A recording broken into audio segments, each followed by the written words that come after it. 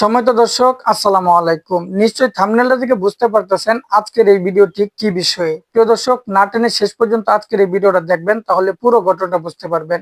চলুন প্রিয় দর্শক, বড় ভাই যখন বিদেশ থাকে তখন তার বউয়ের সঙ্গে তার ছোট ভাইয়ের কেমন সম্পর্ক থাকতে পারে এই বিষয় নিয়ে আজকের এই ভিডিওটা দেখবো।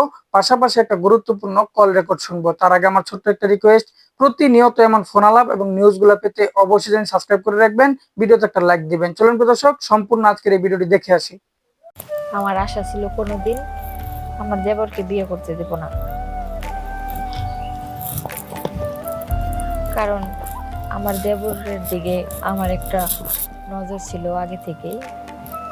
কারণ যেহেতু আমার স্বামী দূরে চাকরি করে, তাহলে আমাকে বাড়ির সময় দিবে কে, আমাকে দেখবে কে, স্বামীর যে চাহিদাটা ওটা পূরণ করবে কে। তাই আমার দেবরের সাথে আমার একসময় একটা সম্পর্ক হয়। আমার স্বামীর চাহিদাটা আমার দেবরকে দিয়ে আমি পূরণ করি। তারপর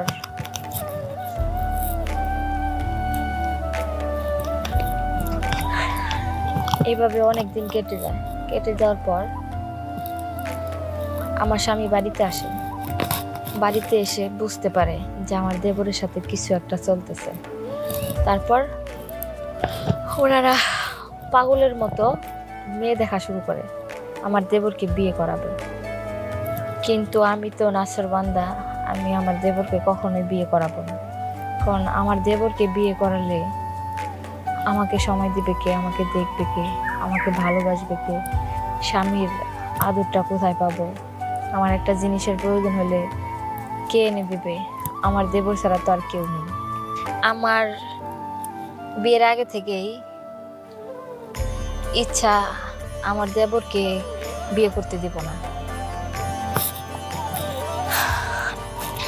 আচ্ছা, তাহলে আমার গল্পতে যাই এখন। আমার স্বামী আমার বাবা মা আমাকে বিয়ে দিল। বিয়ে দেওয়ার পর আমার স্বামী অনেক দূর চাকরি করতো, অনেক দূর চাকরি করতো। দেখা গেছে 6 মাসে একবার আসতো, আইসা 2 দিন থাকতো, থাইকা সময় দিয়ে চলে যেত। অনেক টাকা পয়সা আছে, কোনো কিছুর অভাব নেই, কিন্তু স্বামীর অভাব, স্বামীর ভালোবাসার অভাব। তো আমার একটা দেবর ছিল। আমার আশা ছিল কোনোদিন আমার দেবরকে বিয়ে করতে দেব না, কারণ আমার দেবরের দিকে আমার একটা নজর ছিল আগে থেকেই। কারণ যেহেতু আমার স্বামী দূরে চাকরি করে, তাহলে আমাকে বাড়ির সময় দিবে কে, আমাকে দেখবে কে, স্বামীর যে চাহিদাটা ওটা পূরণ করবে কে। তাই আমার দেবরের সাথে আমার একসময় একটা সম্পর্ক হয়। আমার স্বামীর চাহিদাটা আমার দেবরকে দিয়ে আমি পূরণ করি। তারপর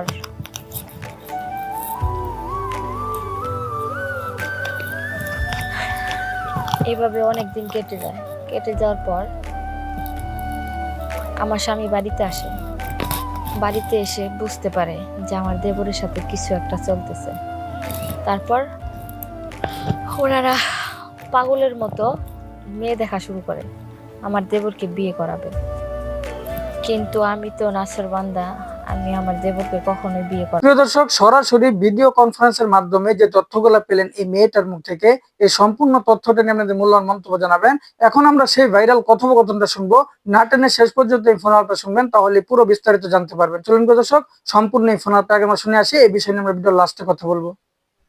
ভালো তো লাগে, ওই যে মানুষ কথায় বলে না, বেশি ভালো ভালো না। তখন যদি একটা কিছু হয়ে যায় তখন কি হবে বলো?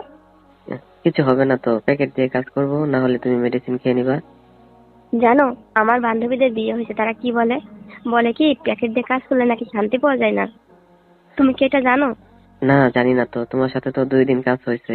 কয়টা প্যাকেট আনছো তুমি? 3টা থাকে।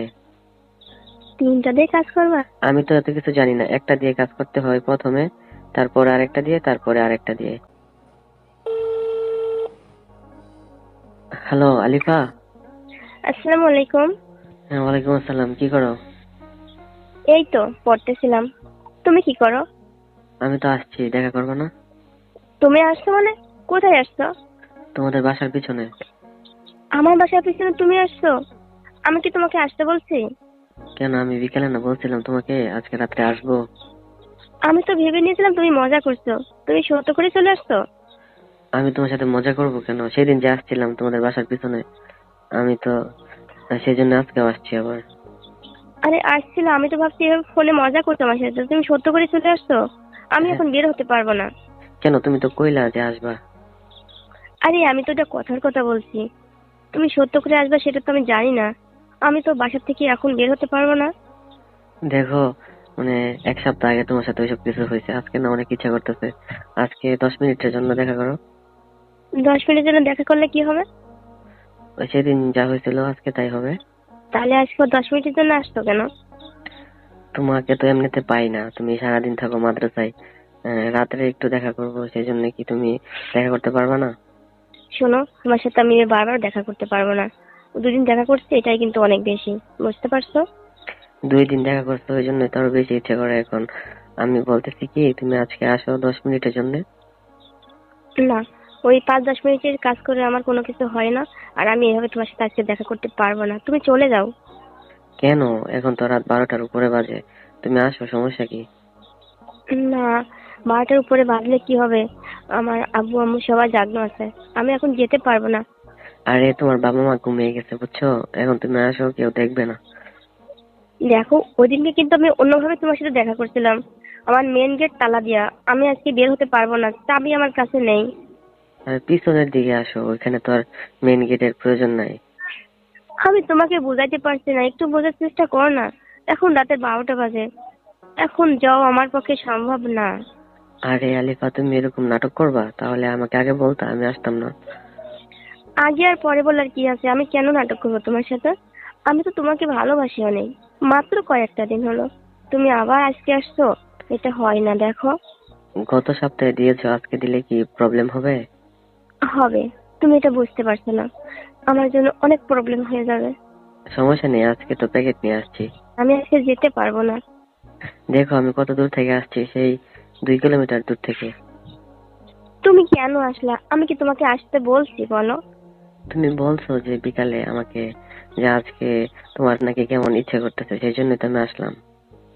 না, আমি তোমাকে বলছি তোমাকে না আমার অনেক দেখতে ইচ্ছা করছে। তুমি একটু আসবা, দেখা করবা। তাই বলে তুমি রাতের 12টা বাজে আসবা? আমি তো এটা কখনো বুঝতে পারি নাই। হ্যাঁ, তুমি তো দেখা করতে বলছো, সেই জন্যই তো আমি আসছি। এখন দেখা করলে কি সমস্যা আছে? ঠিক আছে, তুমি যা। প্রিয় দর্শক, খুবই গুরুত্বপূর্ণ দুইটা ভিডিও দেখালাম আজকের এই ভিডিওর মাধ্যমে। প্রথমে আপনার একটা মেয়ের ভিডিও কনফারেন্সের ভিতরে একটা তথ্য পেলেন, কিভাবে তার দেবরের সঙ্গে তার সম্পর্ক হলো, পাশাপাশি একটা গুরুত্বপূর্ণ কল রেকর্ড শোনালাম। এই দুইটা ভিডিও দেখার পর আপনাদের মূল্যবান মন্তব্য জানাবেন। প্রতিনিয়ত এমন ফোন আলাপ এবং নিউজগুলো পেতে অবশ্যই চ্যানেল সাবস্ক্রাইব করে রাখবেন। ভিডিওটি বেশি বেশি শেয়ার করে মানুষকে ছড়িয়ে দিবেন। আজকে এই পর্যন্তই। পরবর্তী ভিডিও আমন্ত্রণ। আসসালামু আলাইকুম।